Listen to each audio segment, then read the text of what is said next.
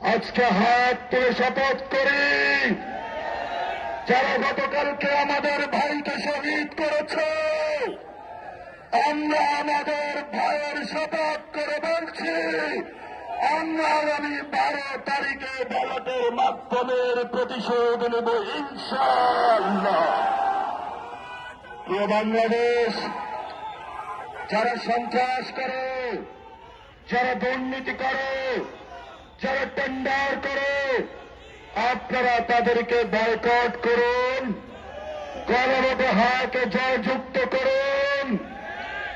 এই সন্ত্রাসের godfather, master mind Tarique Rahman, আপনাকে হুঁশিয়ার করে দিতে চাচ্ছি। জিয়াউর রহমান গণতন্ত্রের পক্ষে ছিলেন, খালেদা জিয়া বাসার সামনে বালুর ট্রাক ছিল, 1 সেকেন্ডের জন্য দাঁড়াইতে পারেন নাই। জনগণ আপনাদেরকে মুক্ত করে দিয়েছে, অকৃতজ্ঞ হবেন না। যেই মানুষ মুক্ত করে দিয়েছে সেই মানুষের উপরে আপনি বুকে গুলি চালাচ্ছেন। আমরা দেখে ছাড়বো আপনাদেরকে।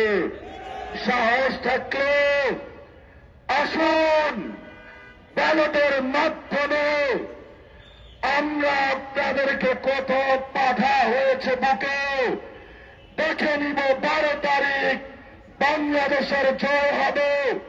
সন্ত্রাসকে না বলুন, টেন্ডারবাজকে না বলুন, দুর্নীতিকে না বলুন, দখলদারিত্বকে না বলুন। এই তারেক রহমান এবং তার পিছনে যে 300 গডফাদার আছে, যারা 300 আসনে আছে, এদেরকে না বলুন। তবেই আমাদের বাংলাদেশ মুক্তি পাবে, তবেই আজাদের বাংলাদেশ। বাংলাদেশের লড়াই জারি রাখুন, ঐক্যবদ্ধ থাকুন, আজাদের মিছিল চালু করুন, পলাশির প্রান্তরে চলুন। আমরা চাই একটি নতুন বাংলাদেশ, যার মধ্য দিয়ে সবাই ঐক্যবদ্ধভাবে শহীদদের যে স্পিরিট রয়েছে সে অনুযায়ী আমরা বাংলাদেশকে গঠন করব। ডক্টর মোহাম্মদ ইউনূস, আপনি নাকি একটি ঐতিহাসিক নির্বাচন করবেন। আজকে 24 ঘন্টা প্রায় গত হতে চলেছে। কি পদক্ষেপ নেওয়া হয়েছে জাতি জানতে চায়। এর জবাব যদি না পায় দেশবাসী, তারা এর জবাব আদায় করে নেবে। শেখ হাসিনার কাছ থেকে জবাব আদায় করে নেওয়া হয়েছে। যারা শেখ হাসিনার ভাষায় কথা বলতে চায়, যারা যারা খুনের অস্ত্র নিয়ে আসতে চায়, তাদেরকে শেখ হাসিনার দিকে ফিরে তাকাতে হবে। বাংলাদেশের জনগণ, ঐক্যবদ্ধ বাংলাদেশ আজকে বলতে চাই, তারা শেখ হাসিনাকে ভয় করে নাই। গুলি, বোমা, আয়নাঘর, খুন, জখম, গুম, এগুলোকে ভয় পায় নাই। 12 তারিখের নির্বাচনকে যারা ভয় পেয়েছে, তারাই এখন খুন করে জনগণকে ভয় পাইয়ে দিতে চায়। আমি জনগণকে জিজ্ঞেস করতে চাই, আমার ভাইয়েরা, আমরা কি ভয় পেয়ে গেছি? আমরা কি প্রতিশোধ নেব? সেই প্রতিশোধ হবে। জামাত ইসলামী ঢাকা মহানগরী দক্ষিণ কর্তৃক আয়োজিত শেরপুরের আমার প্রিয় ভাই রেজাউল করিম ভাইকে হত্যা শহীদ করার প্রতিবাদে আজকের এই প্রতিবাদ সমাবেশের সংগ্রামী সভাপতি, কেন্দ্রীয় কর্মপরিষদ সদস্য, মজলিসে শুরা সদস্য, ঢাকা মহানগরী দক্ষিণের সংগ্রামী নায়েবে আমির জনতা অ্যাডভোকেট ডক্টর হেলাল উদ্দিন, আজকের অনুষ্ঠানের সম্মানিত প্রধান অতিথি বাংলাদেশ জামায়াত ইসলামীর কেন্দ্রীয় সহকারী সেক্রেটারি জেনারেল মাওলানা আব্দুল হালিম, উপস্থিত রয়েছেন কেন্দ্রীয় সহকারী সেক্রেটারি জেনারেল জনাব অ্যাডভোকেট মোয়াজ্জেম হোসেন হেলাল, উপস্থিত নেতৃবৃন্দ, সাংবাদিক বন্ধুগণ, সমবেত উপস্থিতি, আসসালামু আলাইকুম ওয়া রাহমাতুল্লাহি ওয়া বারাকাতুহু।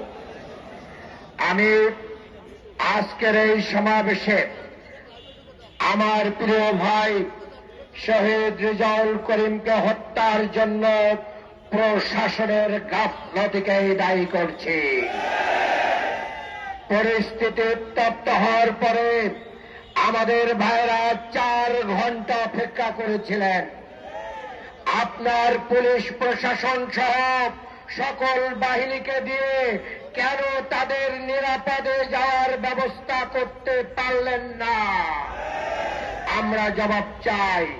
ইন্টারিম গভর্নমেন্টকে জবাব দিতে হবে। প্রশাসনের যারা গাফলতি করেছে তাদের দ্বারা শেরপুরে সুষ্ঠু নির্বাচন হতে পারে না। আমরা জাতীয় নির্বাচন সুষ্ঠুভাবে আয়োজনের জন্য লেভেল ফিল্ডের কথা আগেই বলেছি, কিন্তু গতকাল উপজেলা প্রশাসনের উদ্যোগে আয়োজিত একটি অনুষ্ঠানে যেভাবে বাংলাদেশের নির্বাচনের জন্য যারা নির্বাচন দেন জিকির তুলেছিলেন, ডিসেম্বরে দেন, সেই বিএনপির সন্ত্রাসী গোষ্ঠী হামলা চালিয়ে ইশতেহার পাঠ অনুষ্ঠানকে বন্ডল করে দিয়েছে এবং জামাত ইসলামের নেতা 11 দলীয় ঐক্যের নেতা আলেম দ্বীন আমার প্রিয় ভাই রেজাউল করিমকে হত্যা করেছে। আমরা প্রশাসনকে বলতে চাই, আপনারা আয়োজন করেছেন, এ আয়োজন জামাত ইসলামের ছিল না। তাহলে বোঝা যাচ্ছে প্রশাসনের এখানে নির্বিকার ভূমিকা, এই হত্যাকাণ্ড সংঘটিত হয়েছে। আমরা কাল বিলম্ব না করে অন্তর্বর্তী সরকারের কাছে দাবি জানাতে চাই, আগামী 24 ঘন্টার মধ্যে সহকারী রিটার্নিং অফিসার আশরাফুল আলম এবং ঝিনাইগাঁও থানার ওসিকে প্রত্যাহার করতে হবে। এখন পর্যন্ত রেজাউল করিম ভাইয়ের খুনি এবং সন্ত্রাসীদেরকে গ্রেপ্তার করা হয় না। আমরা দ্রুত গ্রেপ্তার করে শাস্তির মুখোমুখি করার জন্য জোর দাবি জানাচ্ছি।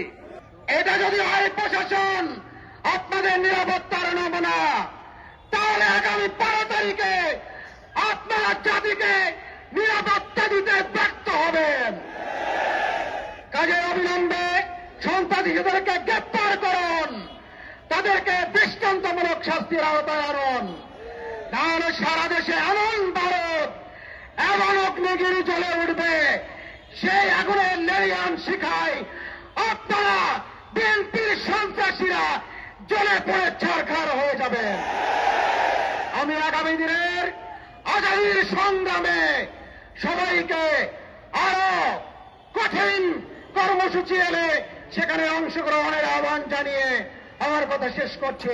বাত ব্যথা, প্যারালাইসিস কিংবা আর্থ্রাইটিস, আধুনিক ফিজিওথেরাপি ও পুনর্বাসন চিকিৎসায় নির্ভরযোগ্য নাম ডিপিআরসি। সংগ্রামী জনতা, যতই ষড়যন্ত্র করা হোক, রক্তের বিনিময়ে যে বাংলাদেশ স্বাধীন হয়েছে, হত্যা করে, খুন করে, হামলা করে 11 দলীয় জোটের কোন জোট থামানো যাবে না। সংগ্রামী সমাবেশ এই পর্যায়ে বক্তব্য রাখবেন বাংলাদেশ জামাত ইসলামী কেন্দ্রীয় মজলিস শুরার সদস্য, 11 দলীয় জোট মনোনীত সংসদ সদস্য পদপ্রার্থী, ঢাকা 6 আসনের জনগণের নেতা অধ্যাপক ডক্টর আব্দুল মান্নান। বক্তব্য রাখছেন অধ্যাপক ডক্টর আব্দুল মান্নান। আমাদের এক ভাই হত্যার প্রতিবাদে এবং সারা বাংলাদেশের বিভিন্ন জায়গায় হামলার প্রতিবাদে আয়োজিত আজকের এই প্রতিবাদ বিক্ষোভ মিছিল সমাবেশ পূর্ব অনুষ্ঠানের সম্মানিত সভাপতি, বাংলাদেশ জামাত ইসলামী কেন্দ্রীয় কর্ম পরিষদের অন্যতম সদস্য, ঢাকা মহানগরী দক্ষিণের সম্মানিত নায়েবে আমির ডক্টর অ্যাডভোকেট হেলাল উদ্দিন, আজকের এই অনুষ্ঠানের সম্মানিত প্রধান অতিথি বাংলাদেশ জামাত ইসলামী কেন্দ্রীয় অ্যাসিস্ট্যান্ট সেক্রেটারি জেনারেল, কেন্দ্রীয় নির্বাহী পরিষদের অন্যতম সদস্য, আমাদের প্রাণপ্রিয় নেতা মাওলানা আব্দুল হালিম, আজকের এই প্রতিবাদ সমাবেশের বিশেষ অতিথি বাংলাদেশ জামাত ইসলামীর অ্যাসিস্ট্যান্ট সেক্রেটারি জেনারেল, কেন্দ্রীয় নির্বাহী পরিষদের অন্যতম সদস্য অ্যাডভোকেট মোয়াজ্জেম হোসেন হেলাল সহ কেন্দ্রীয় মহানগরের নেতৃবৃন্দ, সম্মানিত বিক্ষুব্ধ জনতা, আসসালামু আলাইকুম ওয়া রাহমাতুল্লাহ। আমরা অত্যন্ত উদ্বিগ্নের সাথে লক্ষ্য করছি যেই মুহূর্তে 2024 সালের 5ই আগস্টের বিপ্লবের পরে বাংলাদেশে একটি নির্বাচন হতে যাচ্ছে, সেই নির্বাচনকে প্রশ্নবিদ্ধ করার জন্য, সেই নির্বাচনকে ভুলুণ্ঠিত করার জন্য আজকের একটা শক্তি জামাত ইসলামী এবং 11 দলীয় সমর্থিত প্রার্থী এবং আমাদের নেতা কর্মীদের উপরে হামলা করছে। এই আমাদের নেতৃবৃন্দের উপরে টার্গেট দিয়ে হামলা করা হচ্ছে। আমরা এর তীব্র প্রতিবাদ জানাই। ঢাকা 4 আসনের গতকালকের আমাদের এক বোনের উপরেও অতর্কিত হামলা করা হয়েছে। তাকে যে কায়দায় হামলা করা হয়েছে তাতে আমরা মনে করি তাকে হত্যার উদ্দেশ্যে পিছন থেকে হামলা করা হয়েছে। আমরা নির্বাচন কমিশনার সহ প্রশাসনের সর্বস্তরের দায়িত্বশীলদের দৃষ্টি আকর্ষণ করছি, যারা গণতন্ত্রের শত্রু, যারা স্বাধীনতার সার্বভৌমত্বের শত্রু, যারা চায় বাংলাদেশ সুন্দরভাবে পরিচালিত না হোক, বরং তারা ফ্যাসিস্টের মতো আবার বাংলাদেশকে একটি অস্থিরতা সৃষ্টি করতে চায়, তাদের বিরুদ্ধে কার্যকর ব্যবস্থা গ্রহণ করে নির্বাচন বাস্তবায়ন করার জন্য প্রয়োজনীয় ব্যবস্থা গ্রহণ করুন। আমরা জোর দাবি জানাচ্ছি, লেভেল প্লেইং ফিল্ড কথাটা আমরা শুনছি, কিন্তু এখনো অবৈধ অস্ত্র উদ্ধার করার জন্য কার্যকর কোন ব্যবস্থা গ্রহণ করা হয়নি। সন্ত্রাসীদের গ্রেপ্তার করা হচ্ছে কেন? শেরপুরের ঝিনাইগাতিতে বিএনপির সন্ত্রাসীদের কর্তৃক গতকাল যে নৃশংস ঘটনা সংঘটিত হয়েছে তার প্রতিবাদে আয়োজিত আজকের এই সমাবেশের সম্মানিত সভাপতি, সম্মানিত প্রধান অতিথি সহ কেন্দ্রীয় মহানগরীর নেতৃবৃন্দ, সংক্ষুব্ধ ঢাকাবাসী, সংগ্রামী দেশবাসী, আসসালামু আলাইকুম ওয়া রাহমাতুল্লাহ। সংগ্রামী উপস্থিতি, আমরা গতকাল যে ঘটনা দেখেছি, এ দেশবাসী যে ঘটনার সাক্ষী হয়েছে, আমরা লক্ষ্য করছি আওয়ামী ফ্যাসিস্ট শেখ হাসিনা এদেশ থেকে পলায়নের পরে বিএনপি সেই স্থান দখল করেছে। তারা যে ঘটনা ঘটিয়েছে, আমি হুঁশিয়ারি উচ্চারণ করতে চাই, বাংলাদেশ জামাত ইসলামী কোন কচুরি পড়া নয়, স্রোতের বেগে ভেসে আসা কোন খড়কুড়ো নয়। আজকে আমরা ধৈর্য ধরছি, আগামী 12 তারিখকে সামনে রেখে বাংলাদেশ জামাত ইসলামী, ইসলামী ছাত্র শিবির এবং এদেশের মুক্তিকামী জনগণ যদি সিদ্ধান্ত নেয় আপনাদেরকে 2 দিনের ভিতরেই এই বাংলাদেশ ছাড়া করতে পারবে। আমরা অপেক্ষা করছি 12 তারিখের জন্য, ধৈর্য ধরছি। এই জন্য এটাকে আমাদের দুর্বলতা মনে করার কোন অবকাশ নাই। প্রিয় বন্ধুরা আমার, আমি এই প্রশাসনের উদ্দেশ্যে বলতে চাই, এটাই কি লেভেল প্লেইং ফিল্ডের নমুনা? ধিক্কার যায় আপনাদের। আপনারা নিরাপত্তা দিতে ব্যর্থ হয়েছেন। একটা উপজেলায় ইশতেহার পেশের জন্য আহ্বান করার পরে যদি আমাদের একজন ভাই শহীদ হয়, আমি যতটুকু জানতে পেরেছি আমাদের আরো 3 জন ভাই অত্যন্ত গুরুতর আহত অবস্থায় আছেন।